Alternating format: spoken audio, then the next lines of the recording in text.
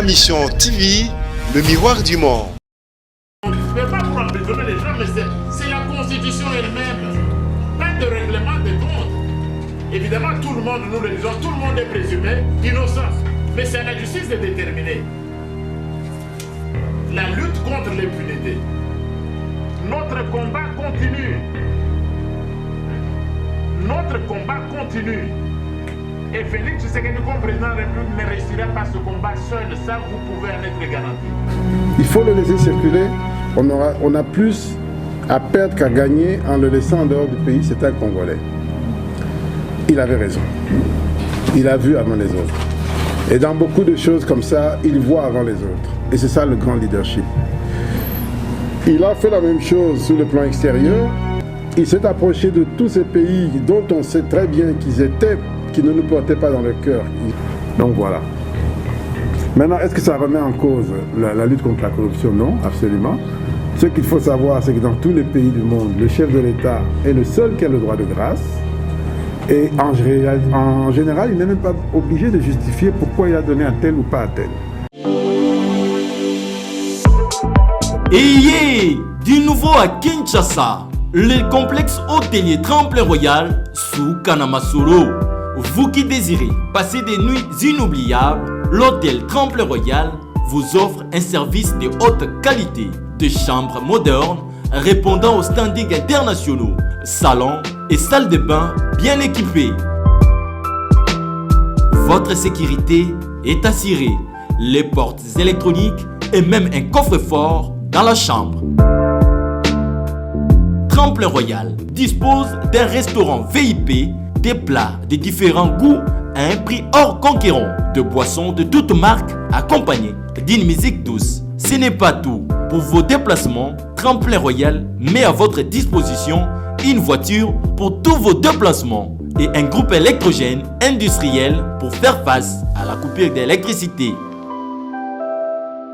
Pour vos cérémonies de mariage, de collations, spectacles et autres événements, Tremplin Royal met à votre disposition une salle de fête de 300 places avec un décor de couleurs selon votre choix. Nous sommes situés au numéro 23 de l'avenue Aérodrome dans la commune de Barumbu. Référence stade municipal de Barumbu. Pour tout contact, appelez-nous au 081 570 78 00 09 98 55 22 96. Et Salemananoute, le complexe hôtelier Tremplin Royal, le confort et les nôtres sous Kanamasolo chez Tremplin Royal Kanokakae. L'impunité. Dites-moi, sous Kabila, on a parlé. Combien de gens se sont retrouvés en prison? Ce n'est pas parce que notre président voulait lutter. On ne fait pas pour emprisonner les gens, mais c'est la Constitution elle-même. Pas de règlement de compte. Évidemment, tout le monde, nous le disons, tout le monde est présumé innocent. Mais c'est à la justice de déterminer. La lutte contre l'impunité. Et c'est pour cette volonté-là que notre président a mis en place l'Agence nationale de lutte contre la corruption. L'Agence nationale de lutte contre la corruption. Et pourquoi un tel organisme n'a pas existé sous le nom sous Kabila? Ça vient seulement exister sous Tshisekedi. Donc ce président a fait plus de choses jusque-là dans le domaine de l'état de droit. La lutte contre l'impunité. Et beaucoup d'autres choses. Donc l'état de droit est effectivement en marche. Grete et l'UDPS, nous devons être fiers de ce que notre président a réalisé dans le domaine de l'état de droit. Mais parce que l'état de droit reste la priorité de ses priorités, notre combat continue. Notre combat continue.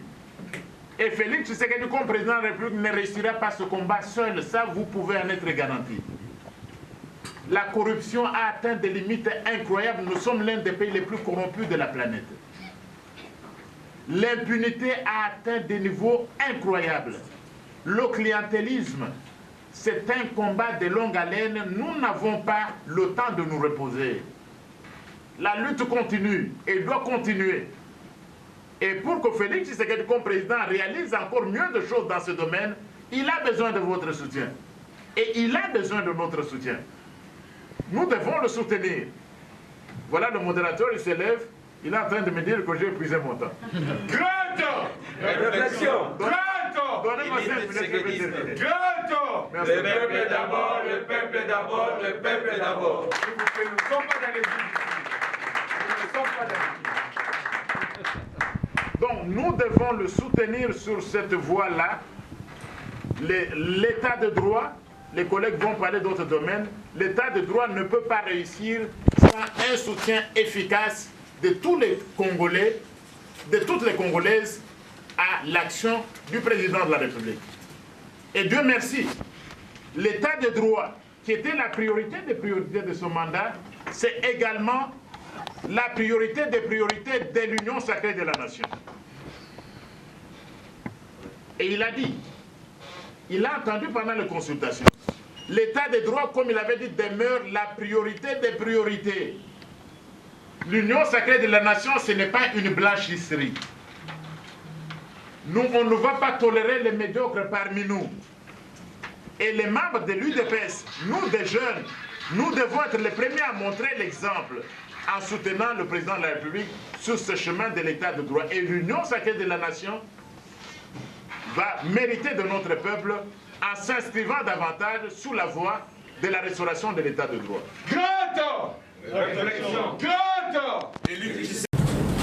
Cette ouverture a commencé avec Papa Etienne Tshisekedi. Souvenez-vous de Djemval et tout ça. Et elle a continué encore plus avec l'actuel chef de l'État. C'était un risque, parce que ça ne ressemble pas à notre ADN originel.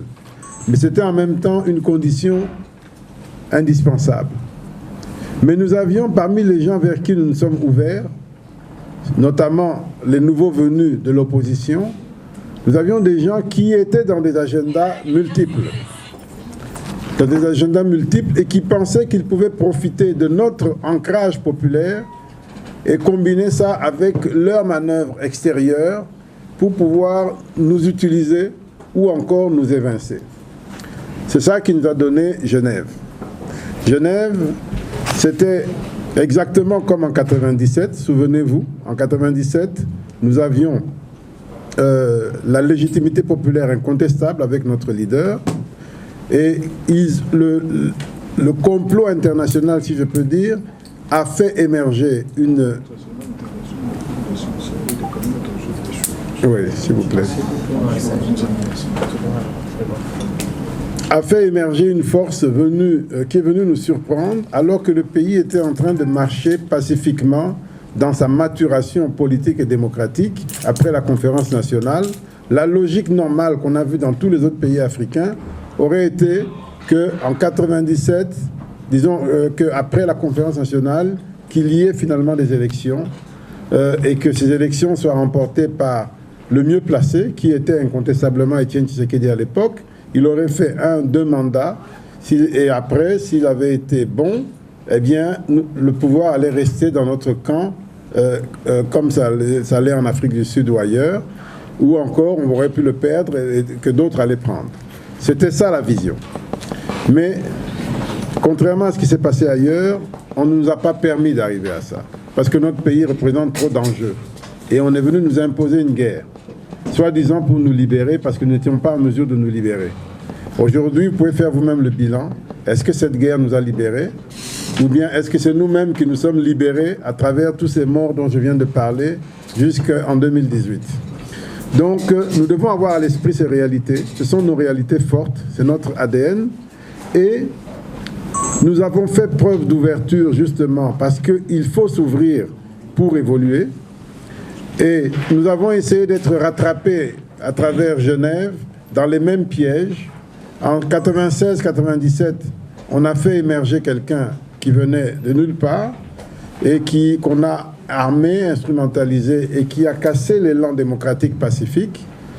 Mais en 2018, on a pris un des nôtres qui n'était pas en première ligne et on a voulu en faire un nouveau instrument pour court-circuiter le cheminement normal d'un peuple, le cheminement normal d'une lutte où la force la plus représentative était appelée à accéder au pouvoir de manière évidente, en prenant des alliés qui n'étaient même pas dans cette lutte, qui étaient plutôt de l'autre côté, du côté des oppresseurs. Mais au nom de l'ouverture, nous avons accepté ce jeu et nous avons failli en payer le prix. Et donc, nous arrivons malgré tout aux affaires, parce que la réalité est que ce pays, ceux qui tiennent le peuple, ceux qui tiennent la rue, ceux qui tiennent l'opinion démocratique, ça reste le mouvement tshisekédiste, ça reste l'UDPS. Que l'on aime ou qu'on n'aime pas, c'est ça la réalité. Et donc, nous arrivons aux affaires. Ceux qui ont raté leur plan se sont mis à nous attaquer d'une violence incroyable, nous accusant d'être de mèche avec l'ancien système, d'avoir touché de l'argent. Et pourtant, moi, je peux vous témoigner, puisque j'étais dans les équipes, nous avons fait une campagne électorale avec des moyens insignifiants, parce que nous n'avions pas de moyens. Nous rassemblions les moyens comme on pouvait. Nous n'avons pas eu des appuis comme tous les autres qui ont eu des centaines de millions de dollars à gauche et à droite. Nous avons fait la campagne du pauvre, le chef de l'État l'a dit même. Nous avons fait la campagne du pauvre. Mais cette campagne, puisqu'elle était basée sur une histoire, sur des valeurs, sur une force, sur un engagement, elle s'est imposée. Et ceux qui ont fait une campagne qui a été boostée par des moyens de gens venus d'ailleurs, eh bien, partis de zéro, on a bien vu, on a vu comment on les a fait monter dans l'opinion de manière tout à fait artificielle. Donc nous arrivons aux affaires, nous avons en face de nous le pouvoir sortant nous impose une majorité parlementaire, je dis bien nous impose et je crois qu'on se comprend, et nous avons en face de nous une opinion extérieure qui est sceptique. Pourquoi? Parce que nous avons d'un côté la partie européenne qui était les plus engagés dans le soutien à la Mouka et qui, pour eux, n'acceptaient pas d'avoir raté leur plan. Mais fort heureusement, nous avions de l'autre côté la partie américaine qui, elle, qui était à la base de l'aventure de 96-97, avait compris qu'elle s'était trompée et elle a dit il ne faut pas recommencer à faire souffrir ce pays, il faut laisser les forces réellement démocratiques et historiques fonctionner. Et c'est cette différence qui a fait que nous avons pu nous engager dans cette alternance avec quand même les moyens politiques sur le plan extérieur d'avancer. Autrement, ils avaient la possibilité de nous mettre des cales partout, de nous bloquer partout, et nous aurions énormément de difficultés à obtenir ce que nous sommes en train d'obtenir. Donc, nous avons pu nous en sortir, mais il nous restait à régler le problème de l'ancien pouvoir dictatorial qui était dans une manœuvre. Sa manœuvre était claire, c'était de dire nous allons les coincer avec notre majorité que nous sommes donnée, et puis nous allons reprendre le dessus et reprendre même les affaires. Dès le premier jour, il s'est posé en homme 100% légitime. Je me souviens pour l'anecdote, vous avez suivi dans son discours du 24 janvier, il a lancé même des fleurs à son challenger Martin Fayulu qui avait échoué, en parlant de lui en disant véritable soldat du peuple, le 24 janvier au Palais de la Nation. Je me souviens parce que j'étais dans l'équipe qui avait travaillé sur le discours. Le matin même de ce jour-là, je dis mais on était en train de relire la dernière version. Avec toute l'équipe, il y avait le directeur de cabinet Bérand et d'autres. Je dis mais qui a laissé encore cette phrase-là de Martin, véritable soldat du peuple, Martin Fayulu? Je dis enlevons ça. Et puis on enlève. On enlève et puis on imprime, on donne au chef et puis nous on part se préparer pour aller au Palais de la Nation. Et j'apprends que le chef, il prend le discours, il dit, mais qui a enlevé ça? Et puis il remet.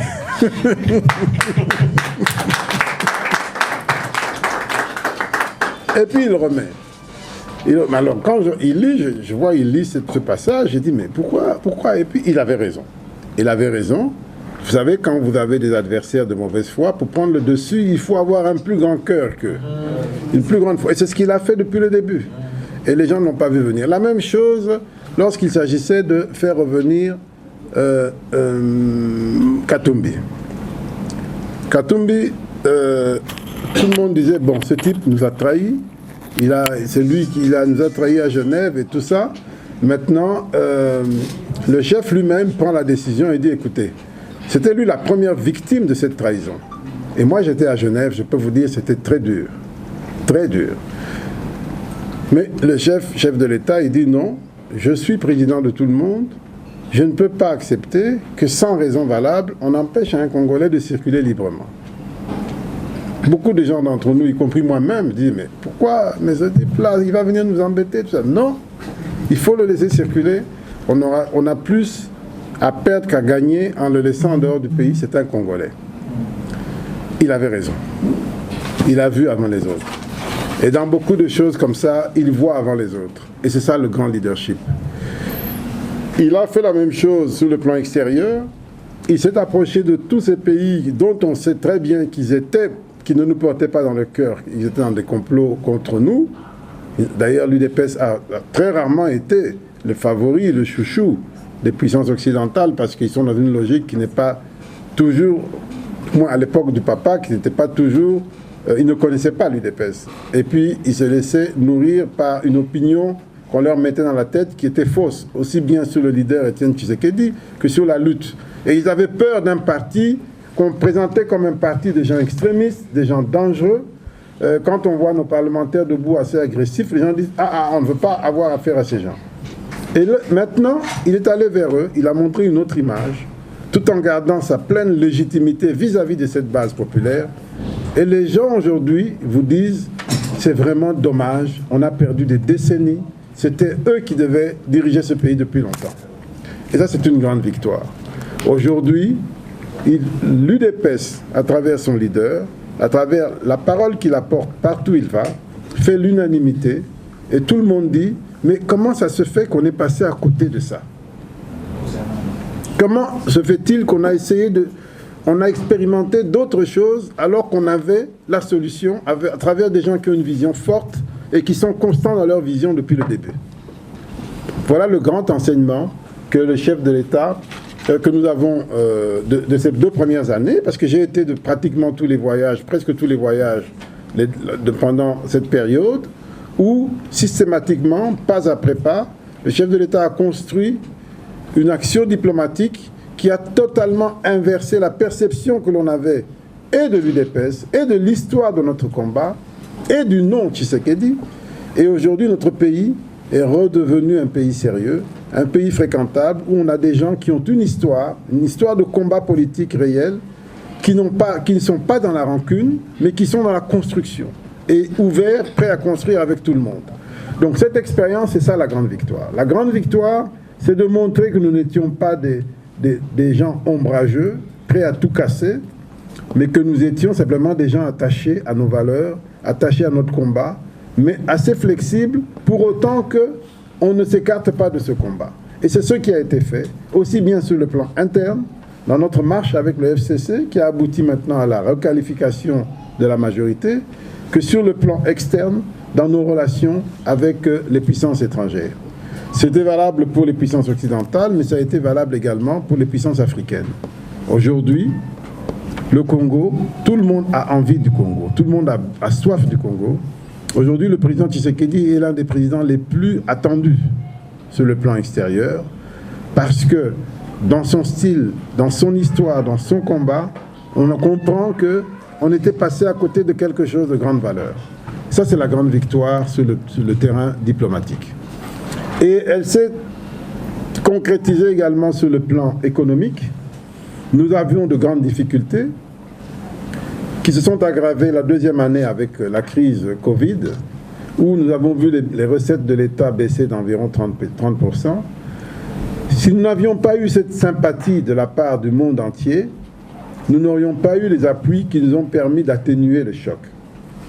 Nous avons eu, en l'espace d'une année, plus d'1 milliard de dollars qui ont été mis comme ça, dans le budget, dans la balance des paiements à la Banque centrale et au budget de l'État, pour nous permettre de compenser les difficultés.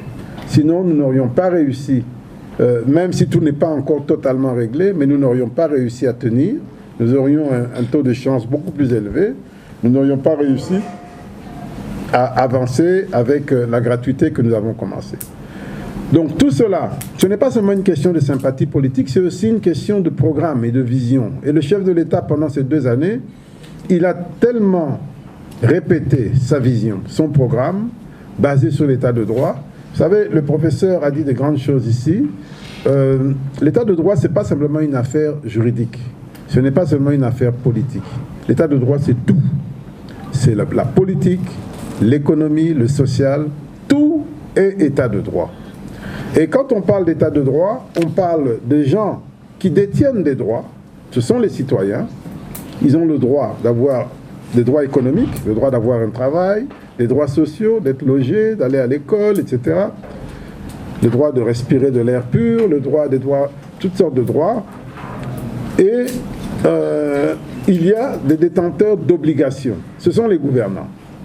Nous avons l'obligation d'œuvrer pour garantir les droits aux citoyens. C'est ça la raison d'être d'un gouvernant. Le droit de circuler librement, le droit de manifester, le droit de parler, le droit d'étudier, tous ces droits, le droit de se faire soigner, ces droits doivent être garantis par ceux qui gouvernent et doivent être acquis pour ceux qui sont gouvernés. C'est ça l'état de droit. Ça concerne tous les aspects de la vie. Et il y a une hiérarchie, ce qu'on appelle la hiérarchie des normes, la constitution, les lois, les règlements, etc. Mais tout ça, c'est ça qui fait l'état de droit. Dans nos sociétés ancestrales, le droit a toujours existé, même quand il n'est pas écrit. Nous sommes entrés dans l'ère du droit écrit par la colonisation. C'est pour ça que nous ne maîtrisons pas tout avec la même rigueur que dans les pays développés. Mais c'est un mouvement irréversible. Nous devons faire cet effort. Et c'est ça le grand apport d'Étienne Tshisekedi. Comme il l'a dit, premier docteur en droit, c'est de dire, voilà, l'état de droit dans lequel nous entrons, nous devons y aller jusqu'au bout. C'est un droit écrit qui confère des droits aux gens, qui confère des principes et des règles. Si nous réussissons là-dessus, nous allons pouvoir gouverner efficacement. Le droit démocratique, c'est-à-dire le droit de s'exprimer, donne le droit à tout le monde de s'exprimer sur ses attentes. Et l'obligation du gouvernant donne l'obligation de prendre en compte ce que les gens veulent et de proposer un chemin. Et la démocratie, qui est aussi l'expression de l'état de droit, permet de sanctionner différents prétendants par rapport à ce qu'ils proposent ou par rapport à ce qu'ils ont fait. C'est un tout qui est très cohérent, mais c'est un tout qui est nouveau dans sa dimension droit écrit, modèle un peu occidental, mais qui n'est pas si nouveau que ça, parce que même dans nos traditions, dans nos cultures, il existait un droit, il existait une forme de démocratie qui n'était pas totalement comparable au système moderne, mais nous devons faire cette évolution, et c'est ça l'objet de l'État moderne que nous connaissons, qui s'appelle République démocratique du Congo, qui n'est même pas notre volonté. Le Congo a été créé, pas par notre volonté, par la volonté des colons. Nous étions dans nos royaumes ancestraux, nous étions dans des groupes ancestraux, mais le pays moderne ne date pas d'il y a si longtemps que ça. 1885, c'est la volonté de l'extérieur, le colon, mais nous l'avons accepté. Nous avons été séduits par ce modèle, par ce rêve-là. Et donc nous avons l'obligation de le faire prospérer. Et c'est ça le rôle des dirigeants. Maintenant, nous avons quelques difficultés parce que sur le plan économique, pour réaliser tout cela, il faut des règles, il faut des principes, il faut que la même notion de droit s'applique sur les deniers de l'État, les deniers publics, c'est-à-dire la lutte contre la corruption, la fin de l'impunité. Ce sont des critères importants qui sont parfois en conflit avec nos caractères profonds, c'est-à-dire lorsque mon frère a fait quelque chose, parce que c'est mon frère, je préfère le protéger, alors que la faute est une faute. Vous avez vu dans le procès des 100 jours comment ça n'a pas été facile. Jusqu'aujourd'hui, on est attaqué par certains inconditionnels. Et tout ça, c'est l'apprentissage du droit dans un monde moderne. Ça ne sera pas facile, ça ne sera pas résolu du jour au lendemain. Mais l'élite que vous composez au sein du GRET, vous avez le devoir d'être un peu au-dessus de la moyenne et de contribuer partout où vous êtes à faire rayonner ces choses pour que le pays progresse. Et c'est ça le rôle qui doit être le vôtre, d'abord au sein du parti et ensuite au sein du pays. Donc, ce que je peux dire, c'est que l'action du président Tshisekedi a été incontestable, fantastique sur le plan politique, sur le plan diplomatique. Il a renversé tous les doutes possibles qu'il pouvait y avoir sur la démarche politique, sur l'histoire, le cours politique du pays. Il a réduit l'influence de ceux qui étaient toujours dans une logique mafieuse, dans une logique de confiscation mafieuse de pouvoir. Il a réduit leur influence et il a tracé un chemin positif pour le pays. Et ça a une extrême grande valeur. Ce n'est peut-être pas encore tous les problèmes matériels qui sont résolus, mais rien que ce passage, c'est un passage obligé. Il a réussi de manière avec brio en 2 ans. Et ça, c'est d'une extrême valeur. Et ne pas le reconnaître, c'est faire preuve de mauvaise foi. Nous étions dans un pays de jungle où on se levait le matin, on tuait qui on voulait tuer parce qu'il a réclamé quelque chose, où la guerre qui persiste encore à l'Est, c'est le résultat justement de cette absence d'état de droit ou de cette incohérence de l'état de droit. On essaie de changer le paradigme et ça on le fait de manière systématique. L'étape qu'on vient de franchir maintenant est une étape cruciale et on le fait en veillant à la concorde, en veillant à la paix, parce que c'est très facile de régler des comptes, mais si c'est pour perdre la paix et la concorde, on n'a rien gagné du tout. Voilà pourquoi certains ont le sentiment que les choses prennent beaucoup de temps, mais les gens avisés savent que c'est le meilleur chemin que l'on peut emprunter par rapport à un pays qui est si grand, qui est si divers, si disparate en termes de groupes ethniques, en termes de ceci et de cela, et qui est si fragile compte tenu de son histoire. Donc, nous sommes sur un très bon chemin. Moi, je dirais, au-delà des petites choses qui n'ont peut-être pas fonctionné, mais qui sont mineures, dans le fond, la toile de fond, je dirais que, à l'heure actuelle, c'est un sans faute. Après la loi qui régit les secteurs, la loi 014, qui a même créé l'ARPTC, qui est l'autorité de régulation des postes et des télécommunications, c'est ces documents qui viennent dans un secteur où tout n'est pas organisé. Il s'est dit, mais on ne peut pas commencer quelque chose si on ne sait pas qu'est-ce qu'on a, quelles ressources humaines nous avons et où est-ce que nous pouvons aller. Nous allons mettre en date du 3 au 5 septembre 2019 le premier document qui lance les bases dans les secteurs de pétentique. C'est dire que dans ces documents, nous rappelons aux acteurs du secteur, aux opérateurs des télécoms, que voilà, le président est arrivé, il y a de la volonté politique, nous avons un chantier, nous avons beaucoup de projets à pouvoir émerger, mais faudra-t-il encore prioriser ces projets? Nous vous donnons la possibilité d'œuvrer en toute quiétude, mais le pays, l'État congolais a besoin de retrouver ses couleurs à travers la gestion rationnelle. Et pour avoir une gestion rationnelle, soyez-en sûrs, il faut pour lui mettre au centre de son action la rationalité. C'est la rationalité avec les technologies de l'information qui sont aujourd'hui incontournables, qui sont aujourd'hui un outil d'aide à la prise des décisions, qui sont aujourd'hui une possibilité qu'on accorde aux décideurs de pouvoir s'imprégner et c'est dire, telle décision, il me faut la prendre à tel moment, telle décision, il me faut la prendre à tel autre moment. Et donc voilà, la première réalisation, je vais dire, le président avec son équipe, avec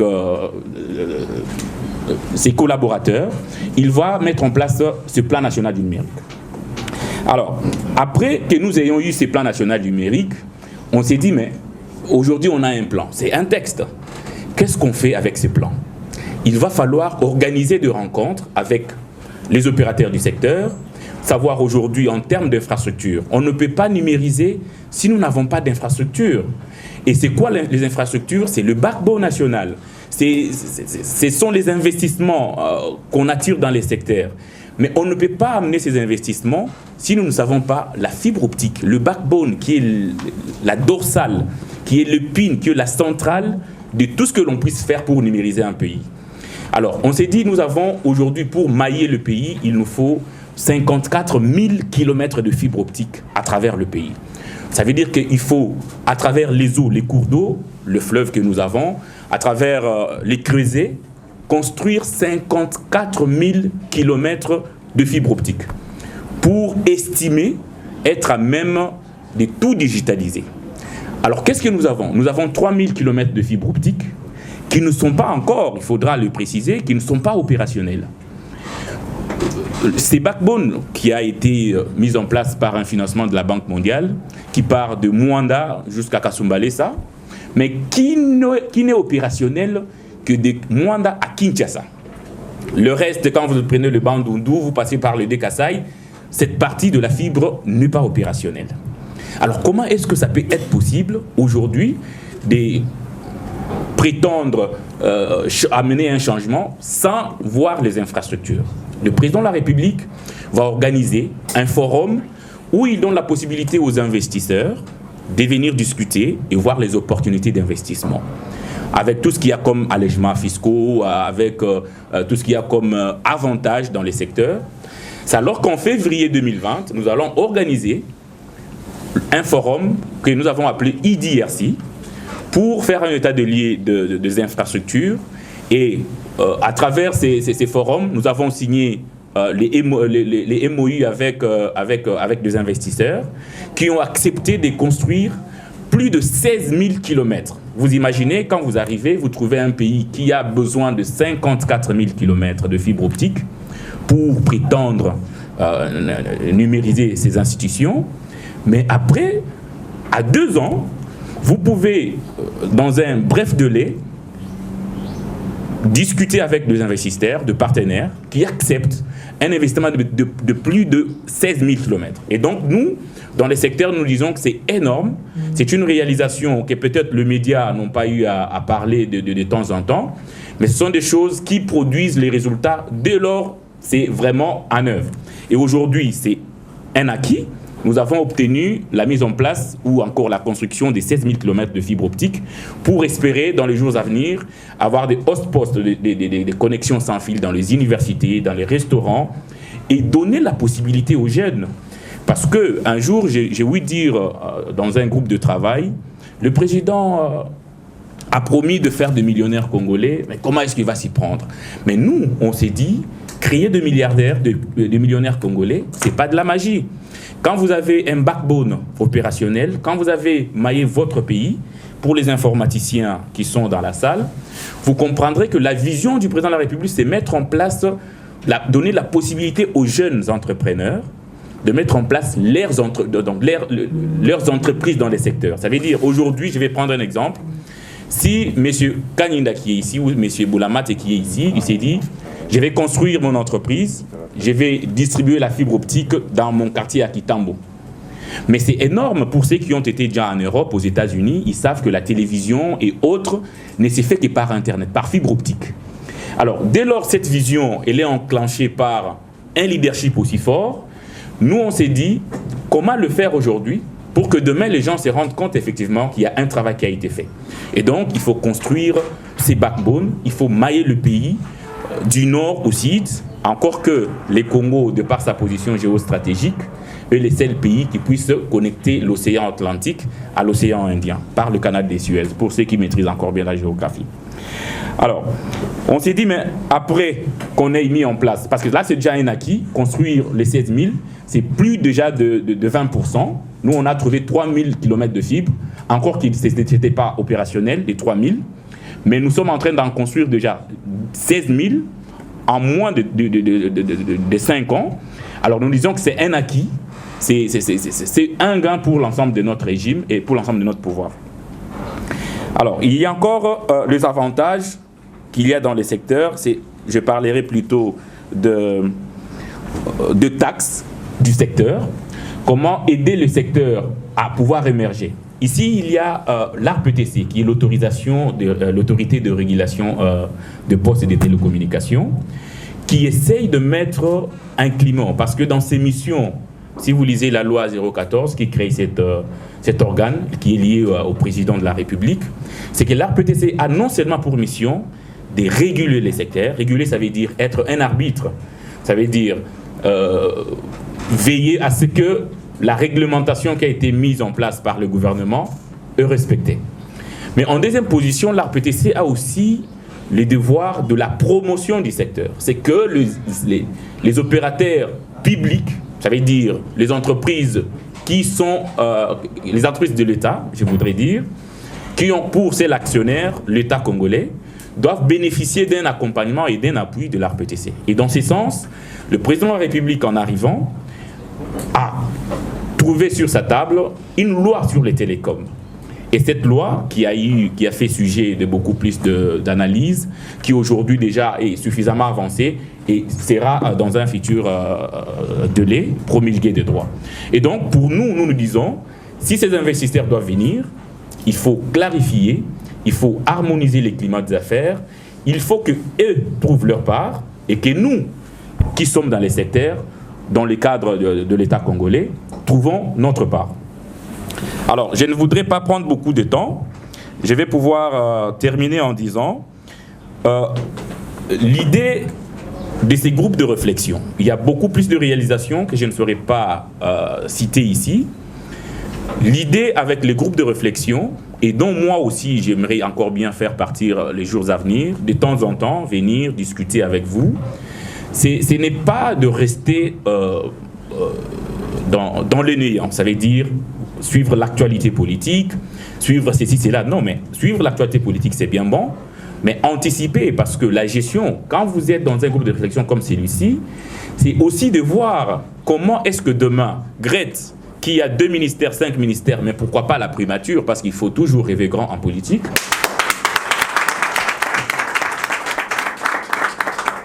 La Ligue des jeunes du Grete, comment demain est-ce que nous pouvons essayer, non seulement à Kinshasa, dans les provinces, créer une sorte de dynamique pour mettre autour de nous, converger autour de nous, des jeunes, des hommes, des femmes, qui sont capables de pouvoir apporter ces changements, cet état des droits dont il est question avec le président de la République. Donc c'est de cette volonté, de cet engagement, de la réflexion, surtout réflexion. Il ne faudra pas que cette réflexion reste dans les dires du Grete groupe de réflexion, mais il va falloir que cette réflexion puisse être l'épicentre de votre engagement, l'épicentre de vos convictions politiques, soit-il forgé, encore je suis convaincu que c'est le travail que vous faites chaque jour, pour mettre ensemble les énergies, les efforts, afin de pouvoir apporter l'appui dont on a besoin, dont vous avez besoin, dont tous souhaitons, pour que demain le Congo ne soit pas celui que nous avons connu hier. Merci beaucoup. Quelques données clés du réseau routier en RDC. Tenez, chers participants, que le réseau routier de la République démocratique du Congo est de 153 209 km. C'est pour dire qu'en calcul simple, vous prenez le réseau routier du Congo, Brazza, du Gabon, du Cameroun, du Tchad et de bien d'autres pays de l'Afrique, vous les mettez ensemble, c'est cela ce qui constitue simplement le réseau routier en République démocratique du Congo. Je disais 153 209 km. Et nous avons pour cela 58 509 km de routes d'intérêt national et provincial. Nous avons 87 300 km de routes de desserte agricole et nous avons 7 400 km de voiries urbaines. Nous avons à côté de cela 3 500 ponts, c'est des différentes portées. Nous avons aussi à côté de cela un nombre de 175 bacs à moteur pour le franchissement de rivières. Alors nous disons que le réseau fonctionnel ou prioritaire à côté de ce grand réseau, tel que défini par le ministère des Infrastructures et Travaux publics, est d'environ 23 140 km. Et c'est sur ces réseaux que nous appelons prioritaires que l'État congolais et notamment le FONER axent leurs efforts en ce qui concerne le maintien en état de praticabilité. Il convient également de dire que le réseau global, tel que nous l'avons présenté, n'est pas en bon état. Globalement, c'est le cas. Et la bonne nouvelle, c'est que, comme nous l'avons dit déjà dans 2 ans, il y a une très grande amélioration et petit à petit, le nombre de kilomètres, le nombre de kilomètres de routes qui sont fonctionnels, qui sont réhabilités, qui peuvent permettre la fluidité de transport, de plus en plus, ce nombre est en train d'augmenter. Alors, en deuxième point, chers participants, je voudrais vous parler brièvement du contexte qui a poussé à la création du FONER. C'est dans la perspective d'assurer le financement du secteur routier indépendamment de contraintes budgétaires et des priorités politiques qu'il a été pensé au niveau du Parlement de la RDC en 2008 la création d'un fonds appelé Fonds national d'entretien routier. Au fait, l'objectif pour ce fonds, c'était de permettre aux usagers de la route de contribuer par le paiement d'une redevance pétrolière et le droit de péage au maintien en bon état de praticabilité de routes et de ne pas laisser celle-ci se détériorer. Au fait, comme vous le savez tous, les efforts tels que consentis par le gouvernement par rapport à notre budget, vu les priorités auxquelles le pays fait face, il avait été pensé qu'indépendamment du budget de l'État, qu'il y ait une structure qui finance indépendamment de ces budgets, qui finance l'entretien de routes, parce que tout le monde n'avait cessé de déplorer l'état de détérioration de routes depuis le départ de Belges dans ces pays. Alors, le cadre légal en ce qui concerne le FONER, c'est que le FONER a été créé par une loi.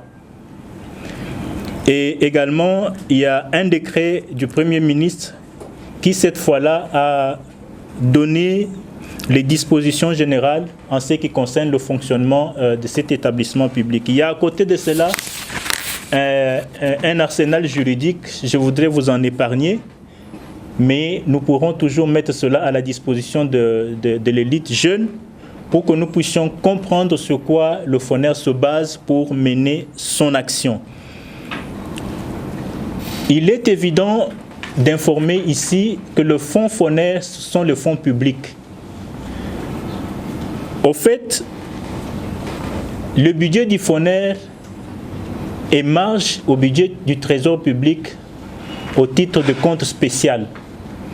Bien que nous disons qu'ils sont gérés indépendamment du budget, mais ils sont inscrits dans la loi de finances. C'est ainsi que la loi de finances numéro 11 relative aux finances publiques détermine également comment est-ce que ces ressources apparaissent et quelles sont les affectations, quelles sont les modalités pratiques de leur financement.